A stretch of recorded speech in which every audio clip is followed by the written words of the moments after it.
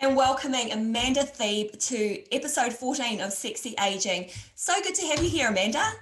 I love the name of your podcast. Sexy Aging, Yeah, the I love it. paradox, right? Yeah, I think it definitely grabs people. I've had a lot of people say that. I just feel like, we get thrown into our faces the whole anti-aging thing. And I'm just like, fuck that. I know. I'm aging and I feel good Oh, and I'm going to keep this sexy thing going and I'm going to reach out to all these other women who I feel, feel me. well, first of all, yes. Secondly, you said fuck, so I'm now feeling really calm because I usually let You're a little one fine. out and I always get Yeah. myself all frustrated. But yeah, like we've got this vision, don't we, Tracy, of like the idea that you're getting older, you're in midlife, and you're through menopause, so you couldn't possibly be sexy. Yeah. You couldn't possibly still be having sex. You couldn't possibly still be wearing like shorts and bikinis. There's all of these stereotypes that have been forced upon us. Yeah. But And the for belief system, right? Like we believe, and I'm going to admit there have been times that I feel like, oh no, I don't think I can get away with that crop top. I don't think a woman of my age should wear that. So I have had those insecure moments. And then just, I think when I did hit 50 and I'm like thick in the very forest of menopause, I just went, no, I'm good.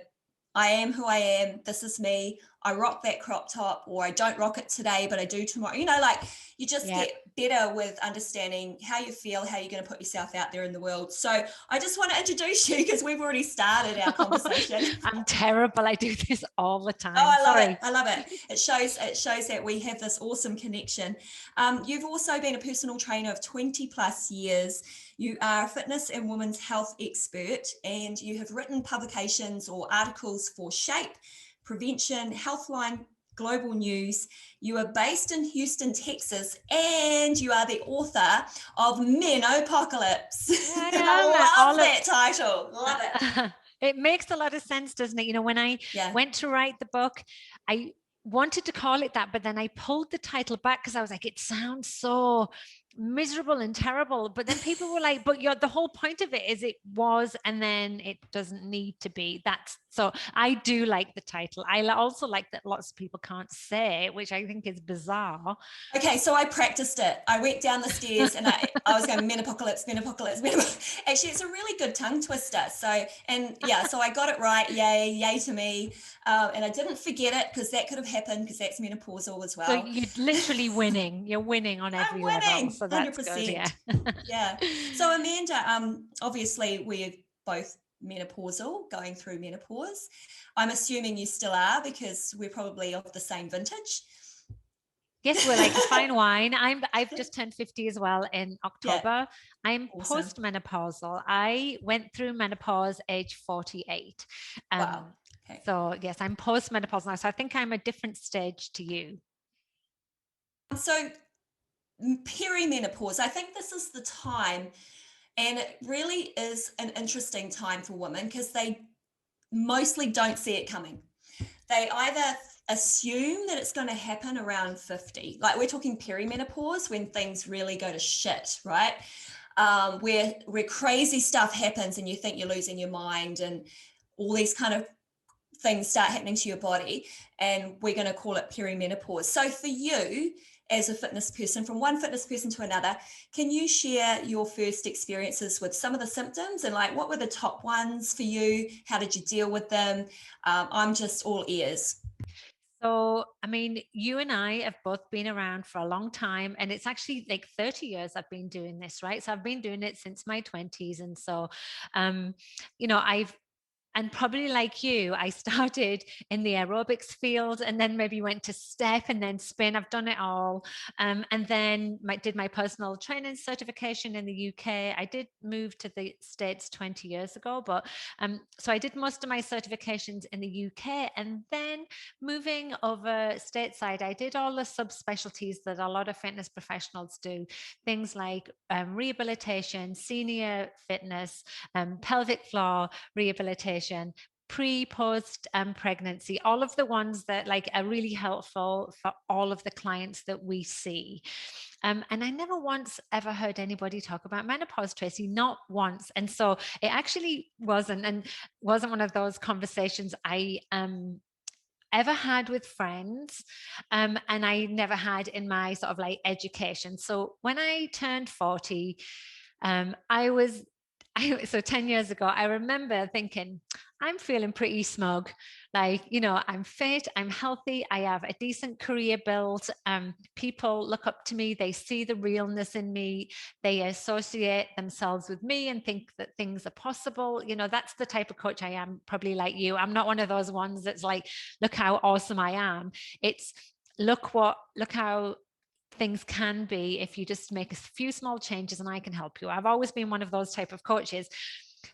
42 years old, I was doing a boxing class and I literally was whacking this bag like crazy. I was probably angry with my husband or something. So I was having this massive energetic class and I went home and I just felt like shit. And I thought, oh, I've just pushed too hard. That time when you just push a little bit too hard and you think, oh, have I hurt myself? Or maybe I just needed to have pulled back a bit. Anyway, long story short, I didn't feel well. I went home and I went to bed.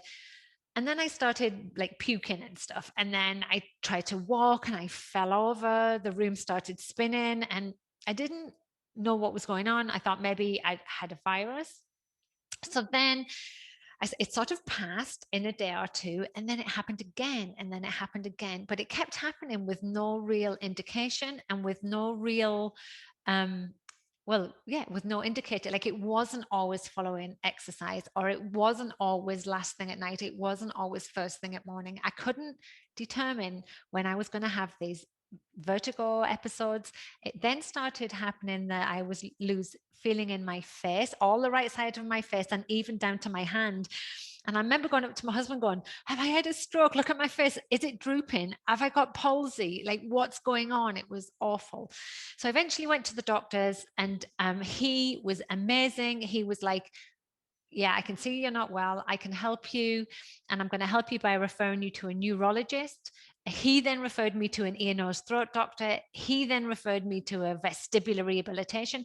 Essentially, I had really good healthcare in Canada where I was, but not one person was like, look, she's 42 years old. She's presenting with these symptoms. Might she be in perimenopause?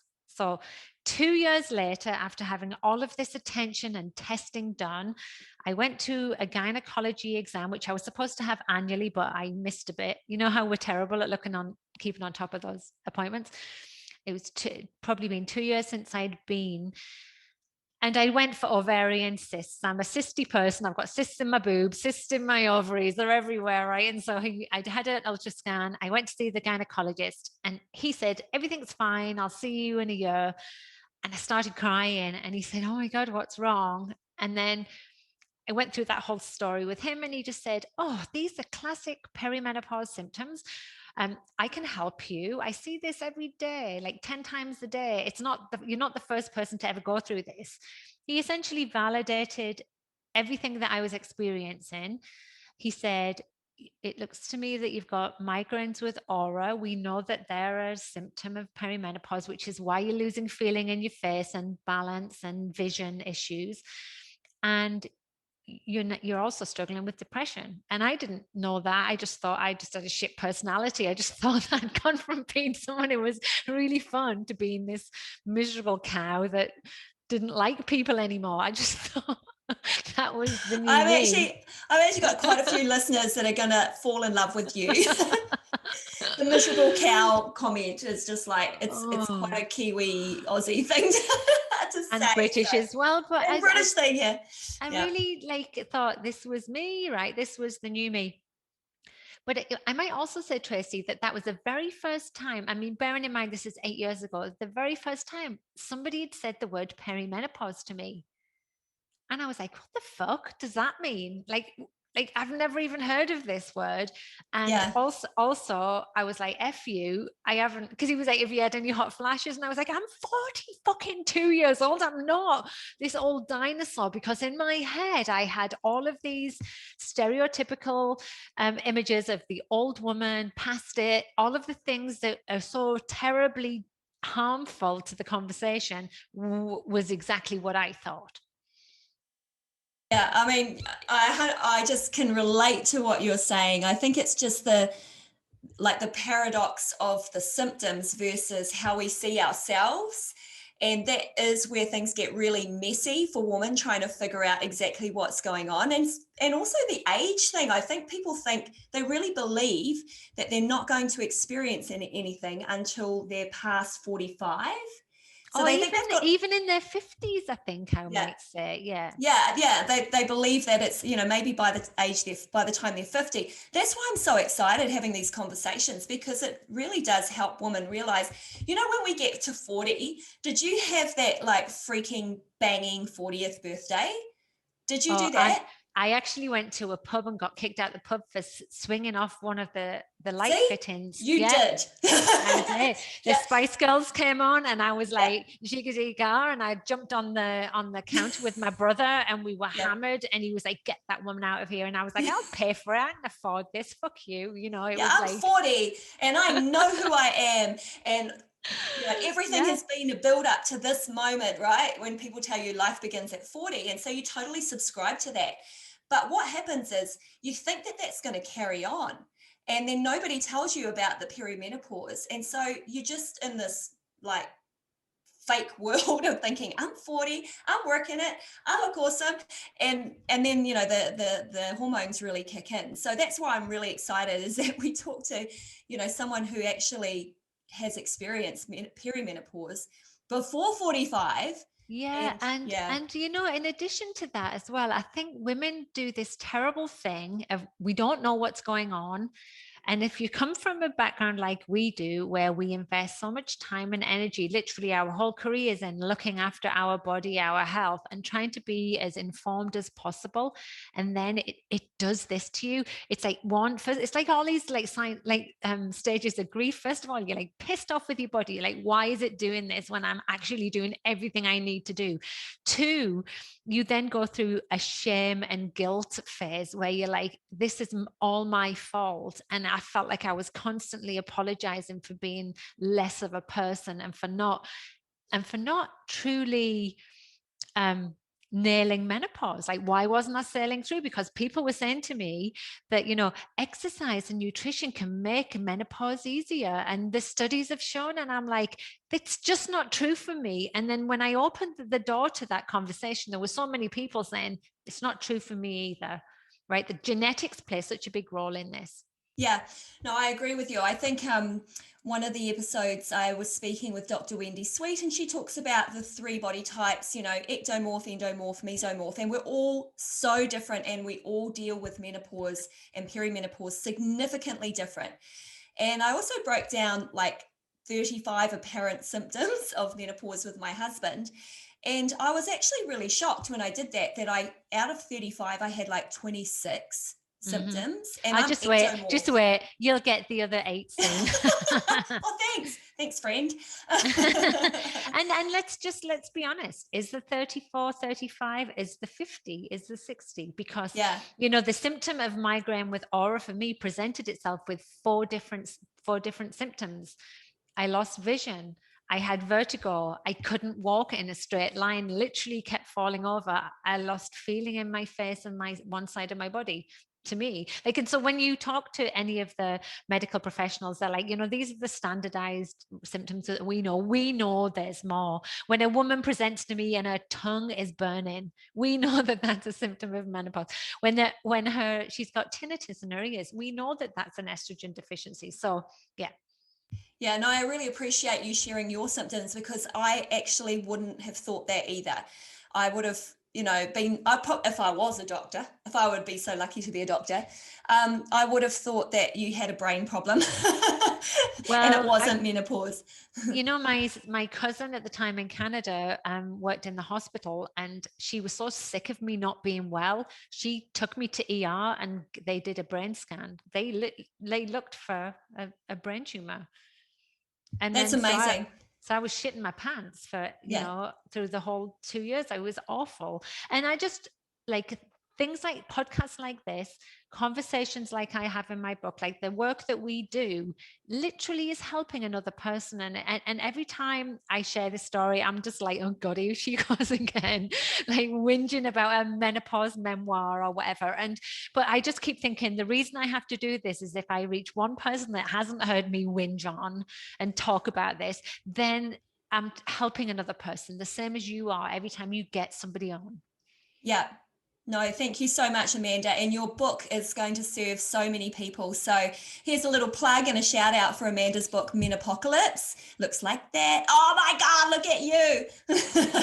I want everyone to feel like I look there. And that's sort of my whole philosophy. And I know it's yours too. Like Yeah. nothing feels as good. Nothing, how is I was going to say that? I'm going to say it wrong. Nothing feels as strong as good luck. The strong, oh, fuck it. Rearrange these Menopause. words. Yeah, that's menopause. I've just written it down today. We're going to edit that bit out because I can't remember what I was going to say. Oh, it's cool. Hey, Amanda, I just from one fitness person to another, one of my biggest issues right now is, and I've spoken of it in a couple of other episodes, is the lack of information on fitness training for women who are going through menopause. I mean, I'm going through menopause. I'm really fit. I can do heaps of different things. I can still run. I can do a HIIT workout. But I know intrinsically, and my gut tells me not to do so much of that high intensity exercise because it spikes my cortisol and it makes it really hard to sleep. And sleep is my biggest foundation for managing my symptoms. So I've cut back on the HIIT. I'm doing a couple of other things and it's feeling really good and I'm not putting on weight and I'm feeling pretty strong. So all those things, and that's kind of intuitive, but that's me understanding my body and understanding fitness. For everyone else, or for women that love to work out, that do prioritize fitness as something really important in their life, when they're going through menopause, it's shit. There's nothing out there that says, okay, well, here's the workout program that you need to take into consideration, or here are the things that you should prioritize now. Can you give us your authoritative perspective, because you are a fitness professional and this is one of your your passions is training menopausal women? Yeah, and I sort of dug into the research, and there are people talking about it out there. Dr. Stacey Sims, who's over there in New Zealand as well. I actually met her for a coffee in Papamoa because she just lives there. Like she's doing the most research on this. I do see that she has a bit more of a leaning towards endurance athletes because a lot of the people that follow her are triathletes, endurance athletes, but she does cater to general population too. But for me, when it comes to general population, it's like, what's the basics? Just tell us what we need to know. Like the information is very hard to find, and so digging into the work that Tracy's done plus a whole bunch of others, and then just looking at what happens to us as we age, it becomes really clear. And it was intuitive to you, but it clearly isn't intuitive to people that don't have the education or the experience. So we know a couple of things. We know that sarcopenia is the biggest sort of like threat to our muscles as we age, and that tends to be because of being sedentary more than anything else, and because of age. So from the age of 30, we can see rapid muscle loss through sarcopenia, and that's accelerated somewhat through menopause. And so what we know we need to do is preserve any lean muscle that we have and continue to build and work on it. And the only stimulus that's going to do that is strength training. So your HIIT training is not going to do it. Your running, your cardio is not going to do it. It has to be enough of a stimulus to create muscle protein synthesis, which is the ability to convert proteins down to their amino acids into building muscle. But muscle protein synthesis is also impacted through perimenopause. We don't process protein as well as we should, and so we need to focus and prioritize getting enough protein in during the day. Excuse me, my chair just shifted then. Protein during the day. And so we know that the easiest form of protein for a female body to utilize is the leucine part of protein. And we find that in like whey products, dairy, things like that. It's in some meats as well. So I just say to women, if you can strength train and then look to eat enough protein during the day, that should be your number one thing. Strength training has some ripple effects to the menopausing body. The first thing is it can help alleviate vasomotor symptoms. So your vasomotor symptoms are hot flashes, cold flashes, night sweats, flushes, flashes. It depends where you live.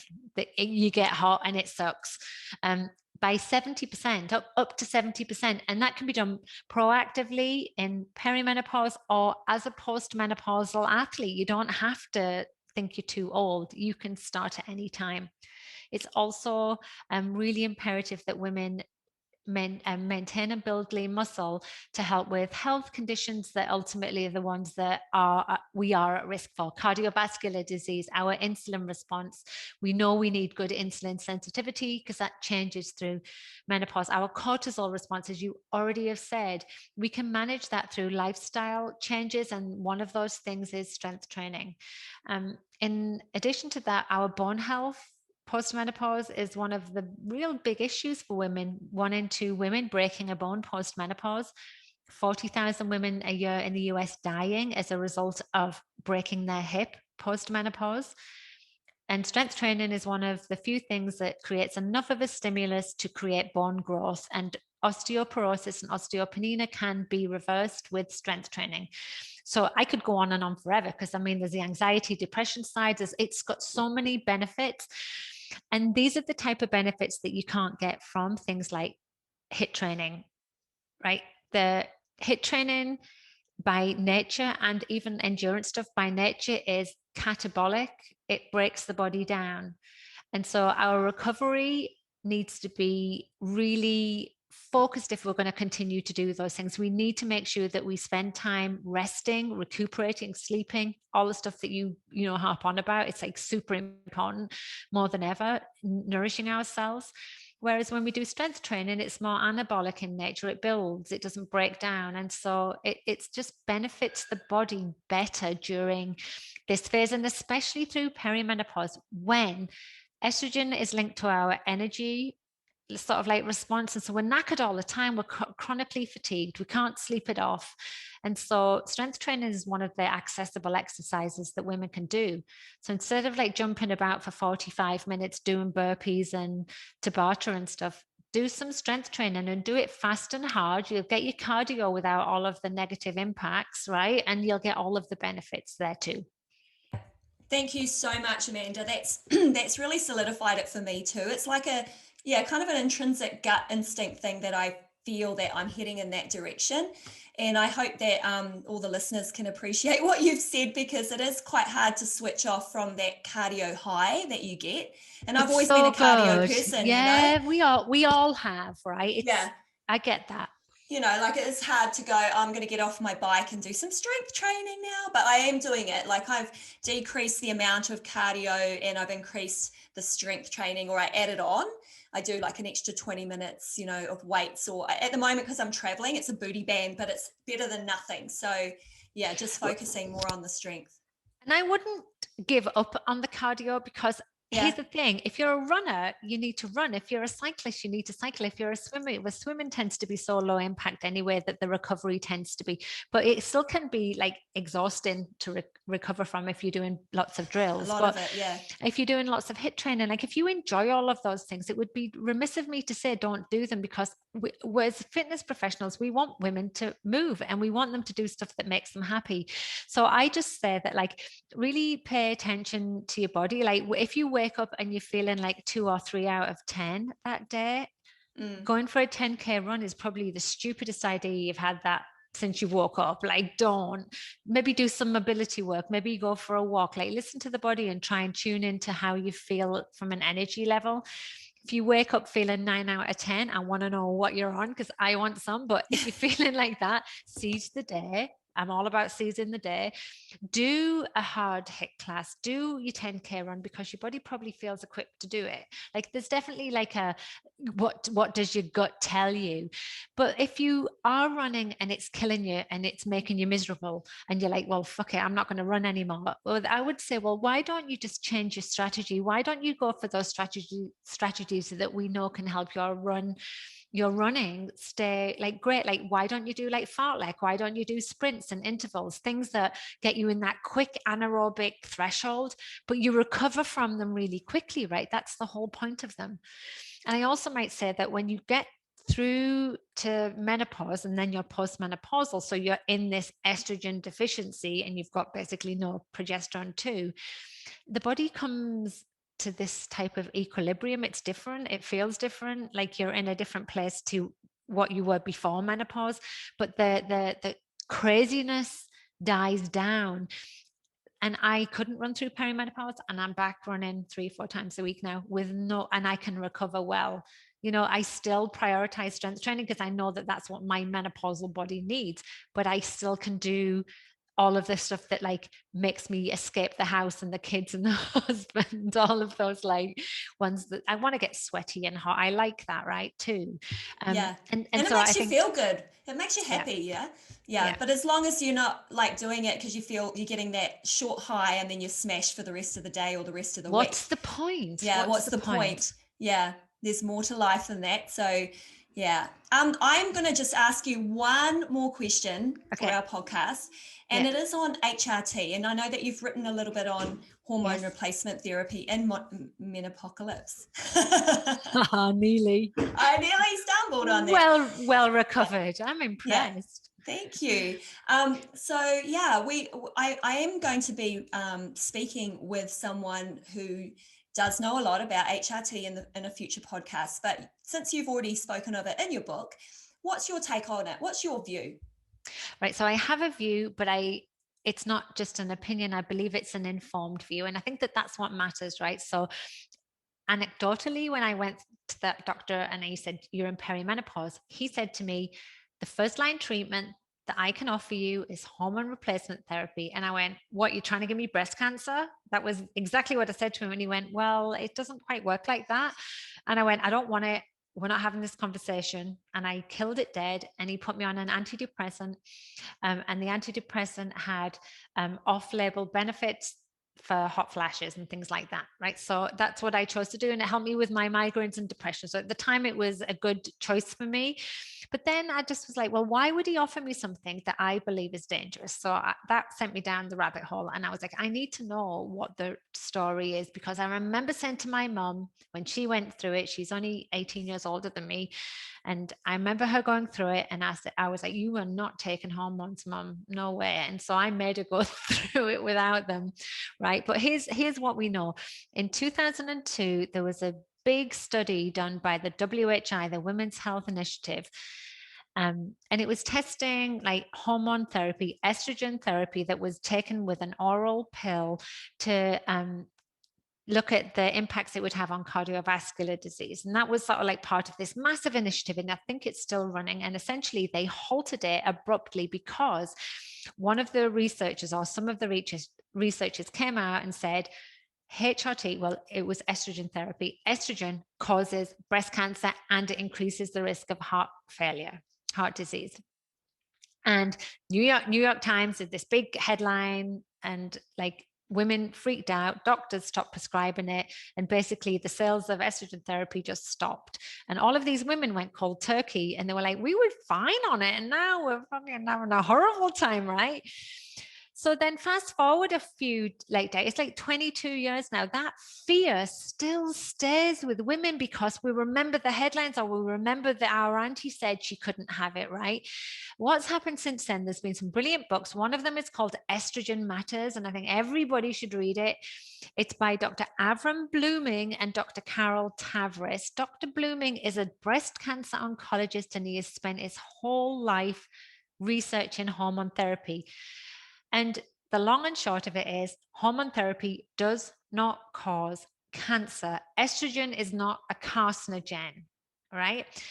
And so a lot of the researchers in the study, the WHI study, have since come out and said the study was rushed. It was flawed by the type of people we had in it, the type of testing we did, and they've withdrawn that statement. And hormone therapy is now practiced as first-line treatment for women in menopause. This is the position statement of every single menopause society around the world, including the Australasian Menopause Society. I haven't checked the New Zealand one, so I apologize about that. But the International Menopause Society, the British Menopause Society, Northern American, all of them. First line treatment is hormone therapy. And it's so sophisticated these days too. Hormone therapy essentially is estrogen therapy because menopause is known as estrogen deficiency. Even though other sex hormones fall, it's the estrogen that's the most impactful because it's mainly produced in the ovaries, but we have receptors all over the body, like everywhere. And so when you take estrogen therapy, it can help with your brain fog and your depression, your anxiety, your joint pain, your gut issues, your heart palpitations, everything, right? Because that's the therapy of choice. It can be delivered bioidentical. Now, that terminology freaks people out a bit. Bioidentical is a marketing term, but essentially it means that it's hormones that mimic those in your body. And the ones that you need to look for are regulated. When it's regulated, it means it's gone through all of the major medical governing bodies for efficacy, safety, and bioavailability. And so you can get it from your doctor. Well, you should be able to get it from your doctor, your gynecologist, endo. I don't know who you would see. It depends where you are in the world. And you can get it on prescription for usually for a few dollars. It's not expensive. It's the best form that's issued these days is transdermal, and that means it's delivered through your largest organ, the skin, by gel, patch, or spray. If you have and what estrogen does is it helps growth, right? It helps repair, growth, rebuild. And because it helps grow, it actually grows the lining of the uterus. And because of that, you have to take a progesterone pill, and it has to be oral pill or the Manera coil. You have to take that to protect your uterus against uterine cancer. So you have to, and if you're going to see a naturopath or an alternative therapist and they give you progesterone as a cream, it's not enough and it's dangerous. It's malpractice. Avoid those. I don't care if you like natural therapies, do them. I don't care. But when it comes to your hormones, go to a doctor and get the regulated type. And what they do know, just to finish, is that women who are on hormone therapy will live longer than those who are not on hormone therapy because of the protective element of estrogen in the therapy against the things that actually will kill us: Alzheimer's, dementia, cardiovascular disease, osteoporosis, stroke, diabetes too. All of those things can be protected with hormone therapy. So that's my opinion. Yeah, absolutely brilliant, Amanda. But not just an opinion; it's like a very well sought, science-based observation, and you obviously have fantastic contacts, and you're going through it yourself. So, are Yes. you on HRT, or have you been on? Yeah, so I am restarting it again now. And the problem is some women, so although hormone therapy is the first line treatment that should be offered, not everybody is a candidate. There'll always be people that can't take it. There's some women that are sensitive to it. They don't do well on it. I was one of those. It drove me crazy, but I'm on it again now, and it's only been 2 months and I feel great. So I think it depends on where you are in your menopausal transition. And that's also what the medical community is saying, is that you may go on hormone therapy, and then 2 or 3 months later, you might have to change your dose. And don't be surprised if you have to constantly change your dose to suit your symptoms, because your symptoms change as you go through. And I actually wrote that chapter with 2 of the leading menopause doctors in the world. One is Dr. Louise Newsom, who is the British sort of like menopause expert. She is like, I would send anyone around the world to her website because of the free information that she provides.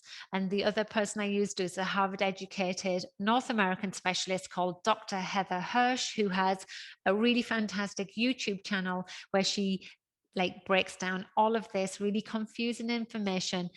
And she talks about the idea that compounding pharmacists are issuing creams and lotions and potions and mixed with sawdust and pellets as well. Pellet therapy is a massive unregulated treatment of hormones over here, and it's a money-making, dangerous, potentially dangerous way of taking hormones. And so I just would ask women to do their homework. You want to do what's safest and best for you with the collaboration of a medical provider.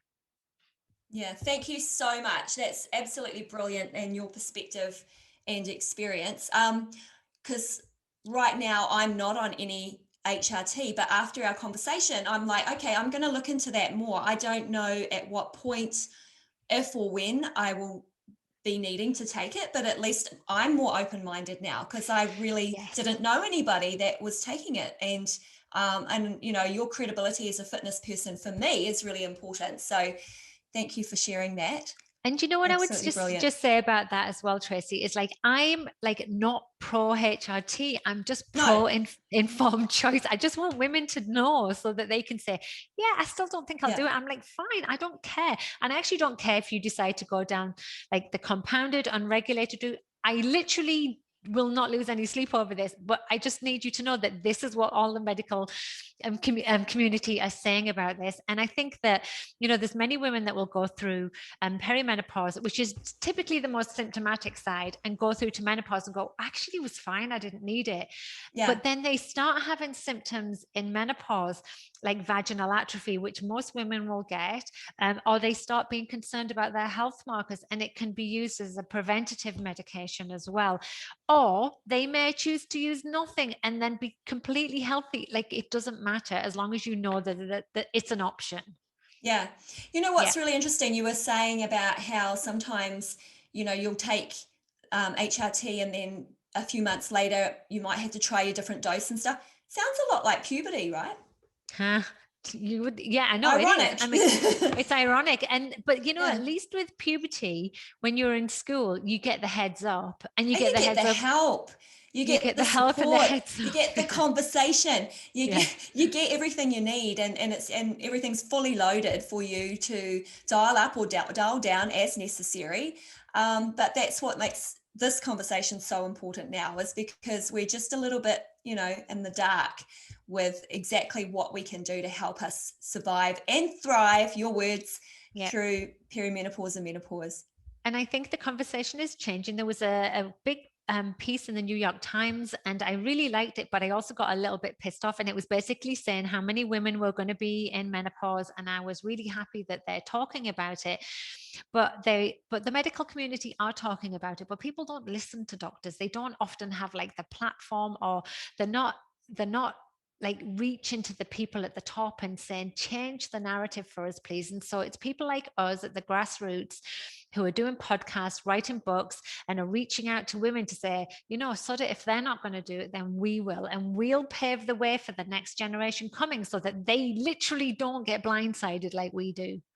Yeah, and Do that's did. a Sorry. really big perspective on why I'm doing the podcast, is because because I'm a youthful person. A lot of my friends are 40, you know, like a lot, and they were a bit blindsided that I'm actually doing a podcast on this topic, because they were like, "No way, are you that person? You're perimenopausal?" Like I could see the lights going off. Like, what? Not you? Like, Because they don't think it's them. When you're 40 yeah, years old and you've had no symptoms, it may not feel tangible at all. It might not even feel like a reality. It didn't for me. I talk about that in the book, about saying to my clients, oh, just get on with it. The ones who were yeah. like literally like saying, I can't, but I can't. And but I look back, I know mine started when I was 38. I was on the younger side, but women do go through this in their late 30s, early 40s. Like it happens. Oh, thank you so much, Amanda. Really appreciate you know, everything you shared with us today. It's given me I've taken a lot of notes, and I'm going to do some more research, find out more on the fitness side, on the hormonal side, HRT, and you know, let us just keep putting really, really good conversations out there to help our sisters. Look at you doing it for New Zealand as well. I love it. I think Mm, it's great. And I think that women get the most help from these type of conversations rather than talking to their doctor. I think Yeah, they gain more from this type of conversation. So thank you for doing this, Tracy. yeah. It's great to have you here, Amanda. Thank you. Thank you so much.